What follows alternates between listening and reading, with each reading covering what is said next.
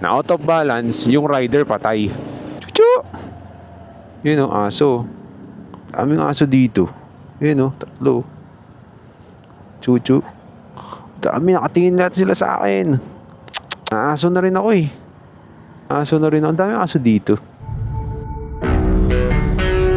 Pagas muna tayo.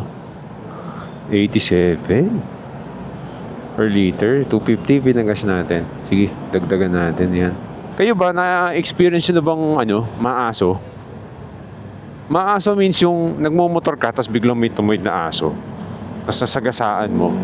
Hindi mo naman sinasadya, di ba? Kasi tumuhid siya eh. Or, bigla na lang pumunta sa direction mo. Grabe na experience ko na yun. Nakwento ko na yun before pero babanggitin ko na lang ulit. Tumatakbo ko sa motorsiklo ng 80 to 90, parang mag-100 na yata yun. Tapos bigla may tumuwid na aso. Parang nagulat yata sa tunog ng motor. Nung tumuwid, sakto sa kanang pa ako. Sakit.